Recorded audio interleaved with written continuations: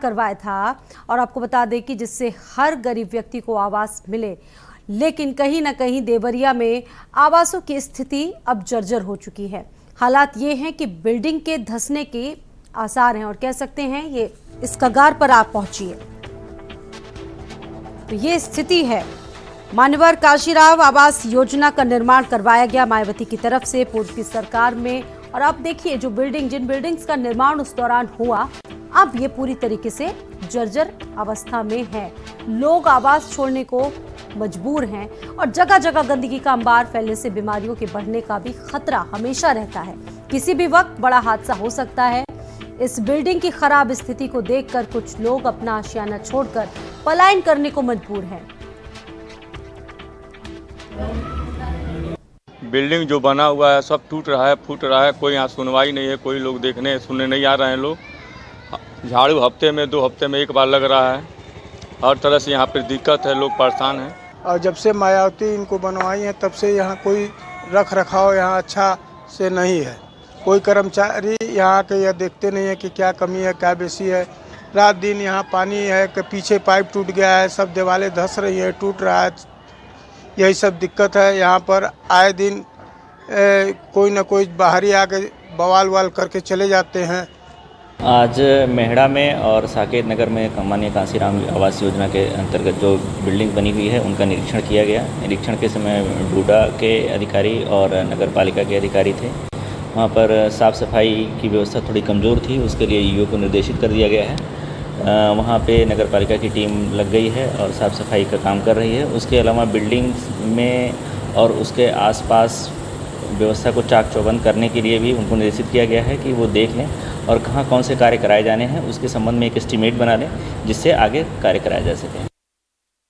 पूर्व बहन मायावती ने गरीबों के लिए काशीराम आवास योजना तो जरूर बनवाया, लेकिन 12 साल बीत जाने के बाद भी इन आवासों को देखने वाला कोई नहीं है और यहाँ पे निवास करने वाले लोग आज भी जलद की जीवन जीने को मजबूर है। मैं आपको बताना चाहूँगा कि ये बिल्डिंग जर्जर हो चुकी है, कई जगह बिल्डिंगें धंस चुकी हैं और यहाँ पे जो लोग रहते हैं ये सब कहा जाए तो जान जोखिम में डालकर निवास करते हैं। सबसे बड़ी बात बताऊं कि यहाँ पे जो है गंदगी का अंबार है, लेकिन जो अधिकारी हैं वो इनका हालचाल भी जानने नहीं आते हैं। इनका साफ तौर से कहना है कि हम लोग जान जोखिम में डालकर यहाँ पर निवास करते हैं। देवरिया से भारत समाचार के लिए मनीष मिश्रा। और मनीष इस खबर पर हमारे साथ जुड़ गए और ज्यादा जानकारी के साथ। मनीष, ये स्थिति आ गई है, लोगों का क्या कहना है इस पर?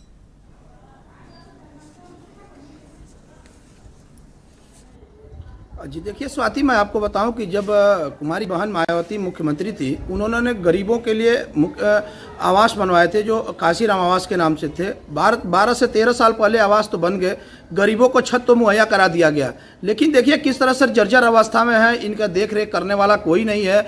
मैं आपको बताते चलूँ कि देवरिया जनपद में जो ये आवास हैं, सबसे बड़ी बात बताऊं कि जो तस्वीरें जो आवास की दिखाई जा रही हैं, ये देवरिया शहर में ही ये आवास बने हुए हैं। ये पूर्वा मेहड़ा, पूर्वा बाहर और ये साकेत नगर में। लेकिन स्थिति ये बयां कर रही है कि ये बिल्डिंगें किस तरह से जर्जर हो चुकी हैं और यहाँ पे जो लोग निवास करते हैं किस तरह से डर के साए में जी रहे हैं। सबसे बड़ी बात बताऊं कि जो ये बिल्डिंग की रख रखाव है आज तक नहीं की गई है। किस तरह से प्लास्टर टूट रहे हैं, छत टूट रहे हैं और देखिए किस तरह से कमरों को छोड़कर लोग पलायन कर रहे हैं। कारण ये है कि वहाँ गंदगी का अंबार है और कई तरह से देखा जाए तो बिल्डिंग धंसने के कगार पे है। तो कहीं ना कहीं ये देखा जाए तो ये देख रेख की उपेक्षा का शिकार ये बिल्डिंग हो चुकी है। और जो गरीब हैं, ये गरीबों को आवास मिल गया, लेकिन अब यह बिल्कुल मनीष, लेकिन बड़ा सवाल ये है कि जो गुणवत्ता है उस पर भी सवाल उठेंगे ही, क्योंकि गुणवत्ता में घटिया सामग्री का इस्तेमाल किया गया और शायद यही वजह है कि इतने कम वक्त में बिल्डिंग जर्जर हो चुकी है। इस पर भी गंभीर सवाल हैं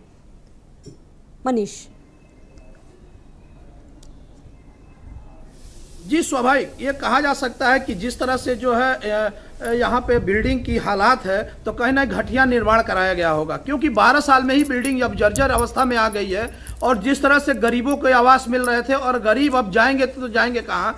देखिए किस तरह से जो है यहाँ पे गंदगी का अंबार है। सबसे बड़ी बात बताऊँ कि यहाँ पे कई बार ये देखा जा रहा है कि सफाई को लेकर के शहर में बहुत बड़ा अभियान चलाया जाता है, लेकिन जहाँ पे ये गरीब सैकड़ों परिवार निवास करता, वहाँ गंदगी का अंबार है, कूड़े का ढेर है, वहाँ पे पानियाँ लगी हैं, जल जलित ये जो मच्छर है किस तरह से लोगों काटते होंगे, तो कहीं ना कहीं बीमारियाँ भी फैलने की आशंका है। लेकिन ये जिम्मेदार जो हैं इनके कानों पर जू भी नहीं रेंग रहा है और ये गरीबों का हाल चाल जानने वाला भी कोई नहीं है। जी स्वाति। बिल्कुल मनीष, बहुत शुक्रिया जानकारी देने के लिए।